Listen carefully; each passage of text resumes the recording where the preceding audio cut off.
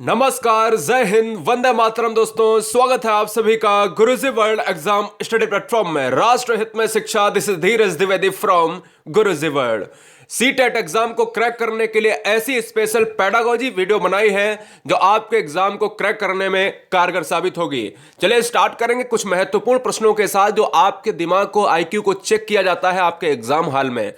इस वीडियो को पूरा वॉच करें और यह ना देखें कि क्वेश्चन नंबर कितना है। हम क्वेश्चंस को ऐसा सटीक लेकर आए हैं जिससे एग्जाम क्रैक ही नहीं, अच्छे मार्क्स आपके आने वाले हैं।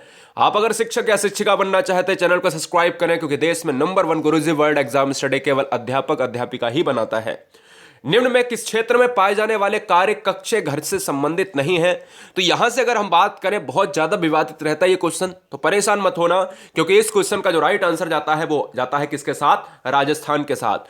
राजस्थान में अगर देखा जाए तो कच्चे घरों से संबंधित कार्य नहीं होते हैं, लेकिन कुछ अपवादित भी। अजमेर से आगे बढ़ेंगे तो आपको मिल जाएंगे 300 से 400 मकान। फिलहाल बहुत ऐसा कैटेगरी है, लेकिन हमारी किताबों में, एनसीईआरटी में इनके आंसर्स वही होते हैं जो आपको लगाने होते हैं। फिलहाल ए हमारा राइट आंसर हो जाएगा। राजस्थान एक ऐसा राज्य है जहां पर चांदी सबसे ज्यादा उत्पादित होती है। राजस्थान एक ऐसा राज्य है जहां पर अरावली रेंज भी है। राजस्थान एक ऐसा राज्य है जो सबसे बड़ा क्षेत्रफल के अनुसार भारत का राज्य है। आगे बात करें क्वेश्चन नंबर नेक्स्ट। निम्न में कौन सा पक्षी एक पेड़ के तने में रहता है? ध्यान दीजिएगा, सारा कुछ टेट एग्जाम पेडागोजी पर आधारित है। ये कोई जीके एनवायरनमेंट के तहत जीके प्योर जीके वाला नहीं सेशन होता, क्योंकि पेडागोजी में जीके सेशन को नहीं पूछा जाता है। 20% जीके सेशन होती है। इसमें आईक्यू लेवल क्वेश्चंस होते हैं, जैसे पक्षी हुआ, मधुमक्खी हुआ, घर कैसे हैं, राज्यों के बगल में बने हुए राज्य कौन से हैं, ठीक है ना। तो ये सारी चीजें हैं।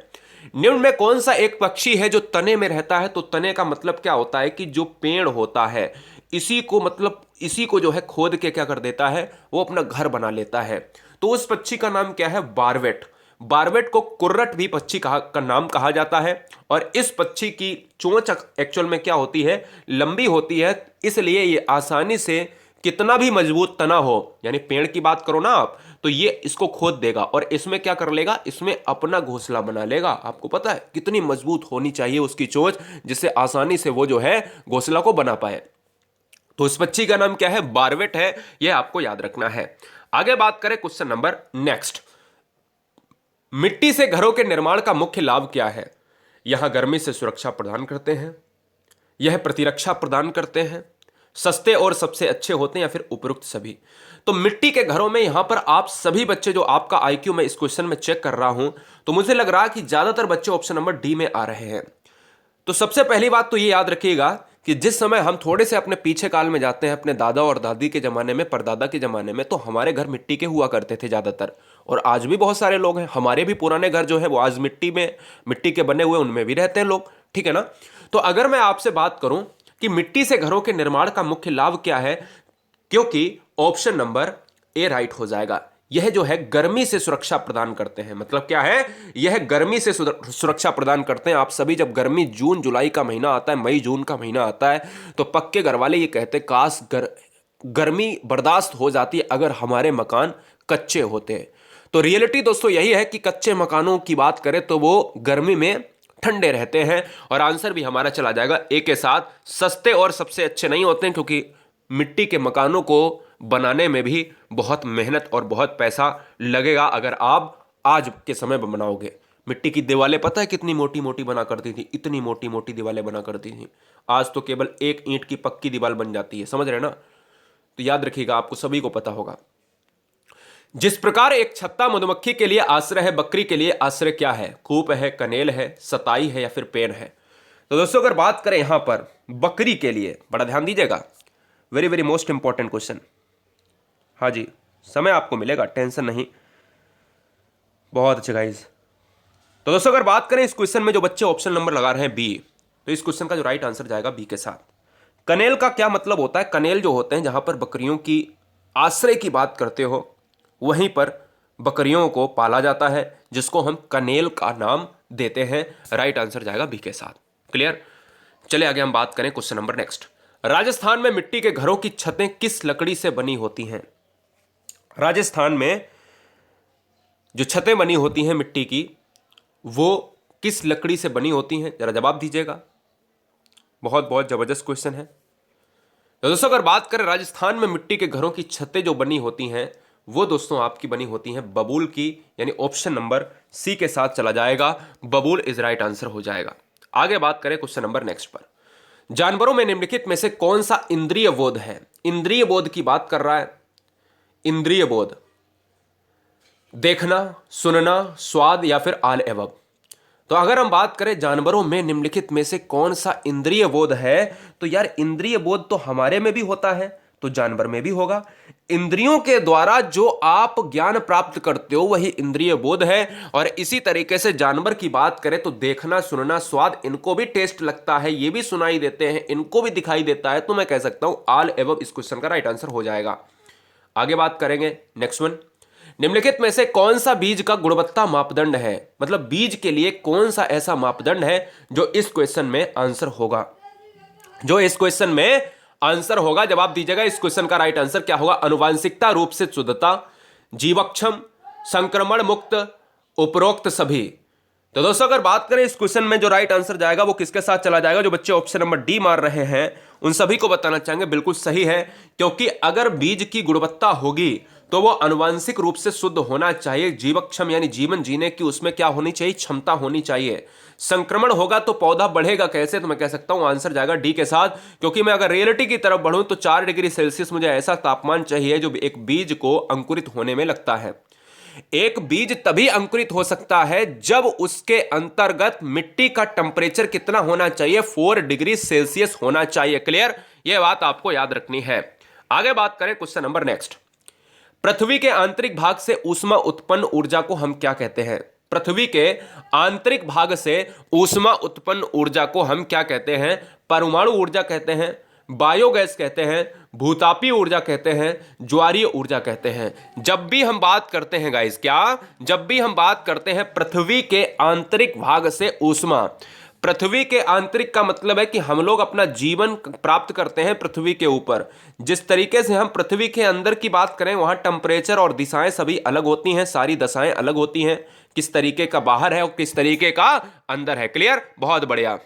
तो साधारण सी बात यहां पर है कि यहां भूतापीय ऊर्जा अगर आप मारते हो तो बिल्कुल, क्योंकि यार भूतापीय का मतलब होता है भू माने पृथ्वी, ताप माने टेम्परेचर से रिलेट करता है, तो आंतरिक भाग का मतलब है भूतापीय ऊर्जा हमारा संरक्षित रहेगा। क्लियर? आंसर जाएगा सी के साथ। क्वेश्चन नंबर नेक्स्ट की बात करें। भोजन की आदतों के आधार पर जीवों का अनुपयुक्त जो है वर्ग है, जीवों का अनुपयुक्त वर्ग है भोजन की आदतों के आधार पर। अगर हम बात करें भोजन की आदतों के आधार पर, हम देखें कि क्या मांसाहारी है, सर्वाहारी है, गर्म खून है या फिर शाकाहारी है। अगर भोजन की आदत के आधार पर जीवों का जो वर्ग डिवाइड किया जाता है वो गर्म खून की बात करेंगे, वार्म ब्लडेड। अच्छा, वार्म ब्लडेड में कौन कौन से आएंगे? वार्म ब्लडेड में आएंगे आपका चमगादड़। क्या है चमगादड़? बताइए क्या वार्म ब्लडेड है? जल्दी से बताओ। फिलहाल एग्जांपल आप दीजिएगा कि गर्म खून वाले कौन से जीव जंतु होते हैं, हमें बताइए एक एग्जांपल में, फटाफट बताइएगा। कहीं से भी खोज के बताओ कि किस तरीके के ऐसे पक्षी या पशु होते हैं जो गर्म खून वाले होते हैं, यानी वार्म ब्लडेड होते हैं। जरा जवाब दीजिएगा फटाफट। Question number next. तमिलनाडु के निकटवर्ती राज्य कौन से हैं? जवाब दीजिएगा। तमिलनाडु के निकटवर्ती राज्य कौन है? आंध्र प्रदेश, उड़ीसा, कर्नाटक, केरल, आंध्र प्रदेश, महाराष्ट्र, कर्नाटक, छत्तीसगढ़, केरल या आंध्र प्रदेश, केरल, कर्नाटक। अगर दोस्तों बात करें इस क्वेश्चन में जो बच्चे ऑप्शन नंबर डी मार रहे हैं बिल्कुल सही है, क्योंकि मुझसे तमिलनाडु के निकटवर्ती राज्य पूछा था, आंध्र प्रदेश, केरल, कर्नाटक। ठीक है ना, यही ध्यान देना। आंध्र प्रदेश, केरल, कर्नाटक मैं आपको मैप में दिखा देता हूं। तमिलनाडु ये है और ये आंध्र प्रदेश रहा, इससे लग रहा है, ये केरल रहा, इससे लग रहा, और ये बेंगलुरु वाला कर्नाटक रहा, इससे लग रहा। मतलब केरल लगेगा और इधर से कर्नाटक और इधर से आंध्र प्रदेश लगेगा। तो मैं कह सकता हूं आंध्र प्रदेश, कर्नाटक और केरल आपके तमिलनाडु से लगने वाले ऐसे 3 राज्य हैं जो इस क्वेश्चन में आंसर की बात करेंगे, जो ऑप्शन नंबर डी में दिए गए हैं। क्लियर? यही क्वेश्चन एग्जाम में बार बार पूछे जाते हैं। मैंने इस तरीके के 2 क्वेश्चन लिए हैं। भारत में निम्नलिखित में किस समूह में तेल क्षेत्र पाए जाते हैं? भारत में निम्नलिखित में से किस समूह में, मतलब ऐसे कौन से राज्य हैं जहां पर सबसे ज्यादा तेल क्षेत्र उत्पादक राज्य हैं? Assam, Gujarat, Andhra Pradesh, Assam, Jharkhand, Tamil Nadu, Andhra Pradesh, Chhattisgarh, Rajasthan, Gujarat, Jharkhand, Maharashtra.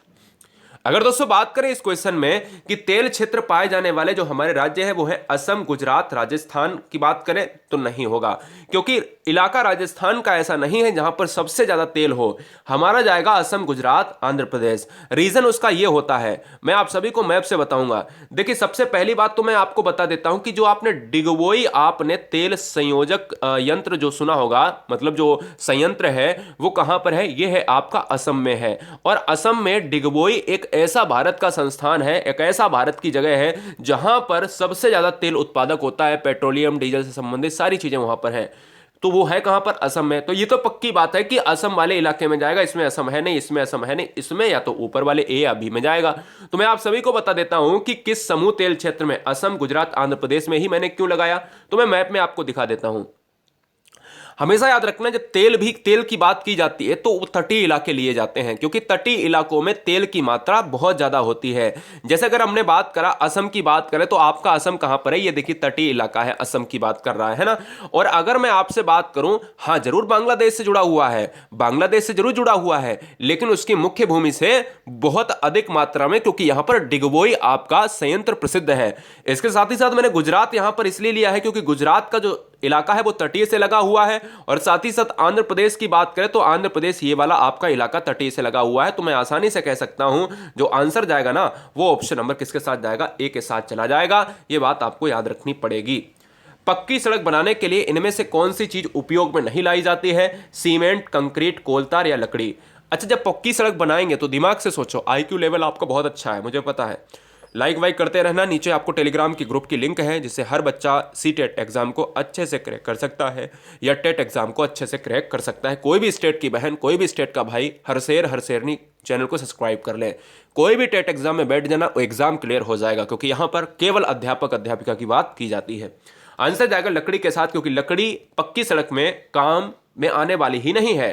Question number next, Sutlej नदी का उद्गम स्थल कहां पर है, तो सतलज नदी का उद्गम स्थल कहां पर है, सतपुड़ा की पहाड़ी मध्य प्रदेश, महाबलेश्वर महाराष्ट्र, कैलाश पर्वत तिब्बत, मैकाल पर्वत अमरकंटक।